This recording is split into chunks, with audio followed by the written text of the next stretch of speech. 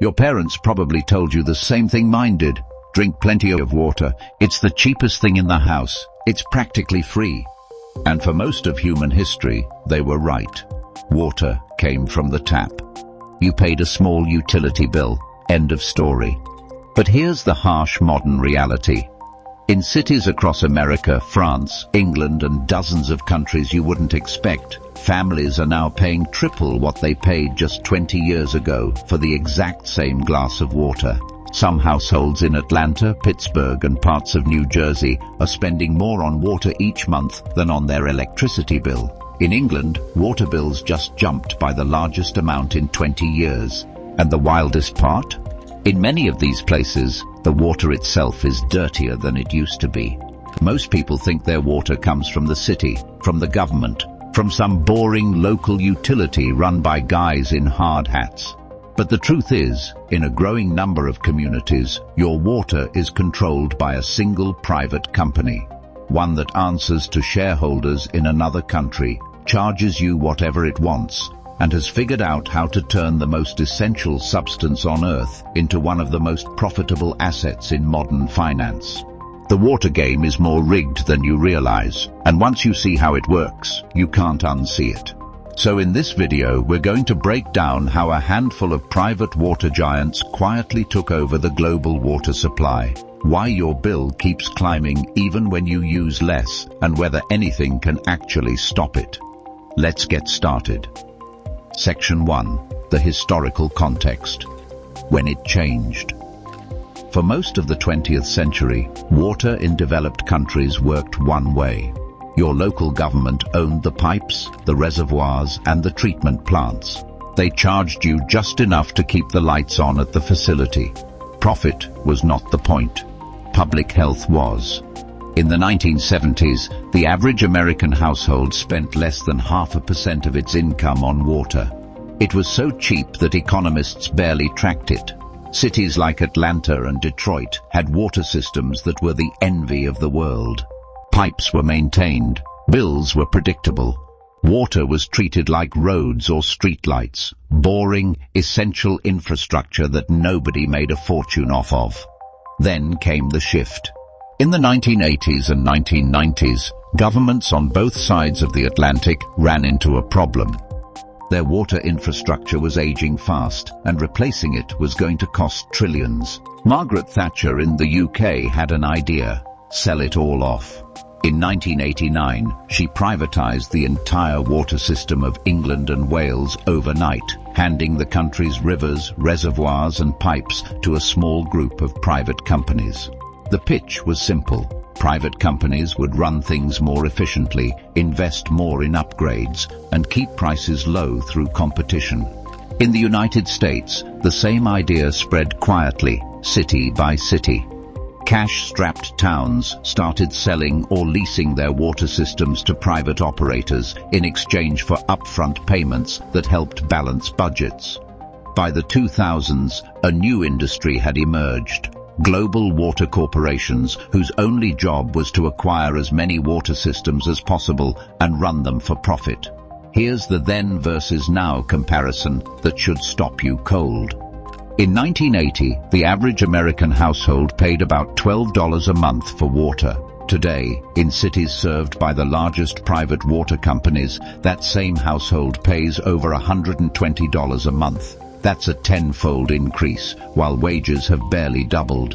And in England, where the experiment went furthest, water bills have risen 40% faster than inflation since privatization, while the companies have paid out over £70 billion in dividends to shareholders.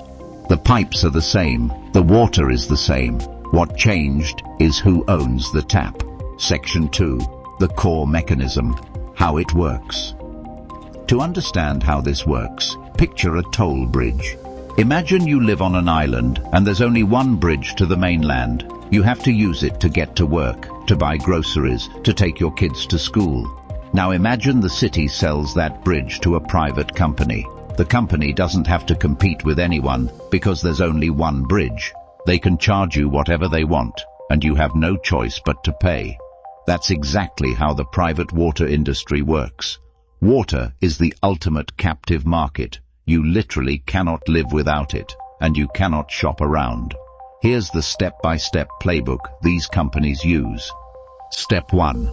They approach a struggling city or county and offer a big check up front in exchange for a long-term contract, sometimes 30, 50, even 99 years, to operate the local water system. The mayor gets to fix the budget hole. The company gets a monopoly. Step 2. They lock in a rate structure with the local regulator that guarantees them a profit margin on every dollar they spend. This is the part most people don't know. Private water utilities in the US are typically guaranteed a rate of return of around 9 to 10% on their capital investments. That means the more they spend, the more they earn. So they have a powerful incentive to spend more, not less. Step 3. They raise rates. Slowly at first, then aggressively, because regulators almost always approve increases. After all, the company is investing in infrastructure. Bills climb year after year. In some American cities served by private operators, water rates have tripled in under 15 years. Step 4. They cut costs where customers don't see it. Fewer maintenance crews, delayed pipe repairs, slower response to leaks and contamination.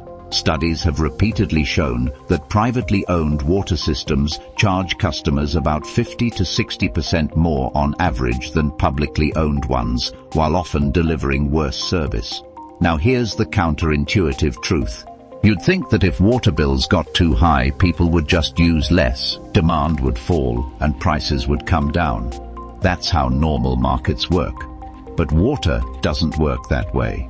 When people conserve, the company's revenue drops, so they ask the regulator for a rate hike to make up the difference. The less water you use, the more they charge per gallon.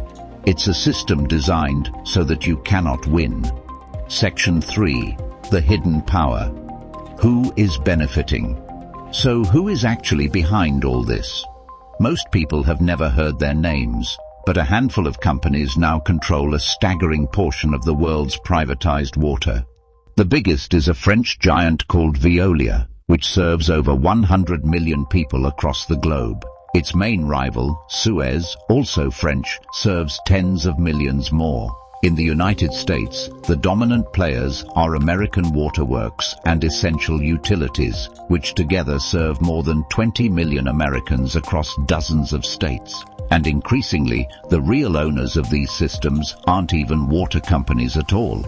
They're private equity funds and infrastructure investors, the same Wall Street and London firms that own your apartment building, your hospital parking lot, and your local nursing home. These are the shadow players in your water bill. And the reason they love water as an investment is simple. It's recession-proof. People still need to drink during a downturn. It's regulated, which means guaranteed returns. And it's a monopoly, which means no competition. The direct impact on your wallet is this. Every time one of these firms acquires a local utility, the average household bill in that area starts climbing within 2 to 3 years. Independent studies of U.S. water privatization have found that households served by private water companies pay, on average, 59% more than households served by public utilities for the same amount of water. That's not a small premium. That's hundreds of dollars a year coming out of family budgets and flowing into shareholder pockets. And then there's the domino effect, the part that should genuinely scare you.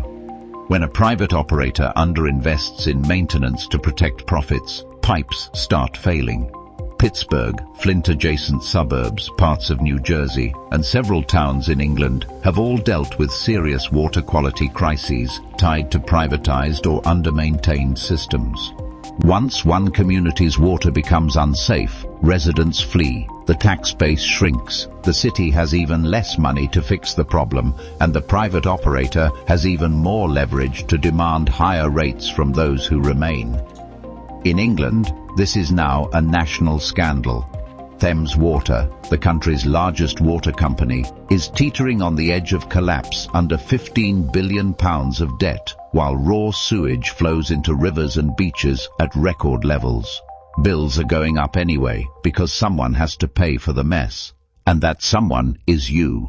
One failing water company doesn't just stay one failing water company. It becomes a public health crisis, a financial crisis, and a political crisis all at once. Section 4. The reality check and conclusion. So here's the harsh truth. Water was supposed to be the one thing the market couldn't touch. The one essential resource that stayed boring, cheap, and public. Instead, it has quietly become one of the most profitable, most consolidated industries on the planet. A few global corporations and a growing army of private equity funds have figured out that if you control the tap, you control the customer. And the customer has no choice but to pay. The good news is that the tide is starting to turn. Cities like Paris, Atlanta, and Indianapolis have actually bought their water systems back from private operators in recent years, in a process called remunicipalization, and bills in those places have generally come down. Activist groups, regulators, and a growing number of voters are pushing back hard against the privatization model, especially in the UK, where Thames Water's collapse has made the issue impossible to ignore. On a personal level, the best things you can do are simple. Find out who actually owns your water system. It's usually listed on your bill or your utility's website. Show up to local utility commission meetings where rate hikes get approved with almost no public input. And if your community is being approached about selling its water system, take it seriously. Once it's gone, it's incredibly hard to get back. Water is the most basic thing on earth. The fact that one company in another country can decide what you pay for, it should make all of us uncomfortable. So, I want to hear from you. Has your water bill jumped in the last few years? Do you even know who owns your local water system? Drop it in the comments. I read every one. And if this video opened your eyes to something you hadn't thought about before, hit that like button and subscribe for more breakdowns of how the modern economy really works behind the scenes. I'll see you in the next one.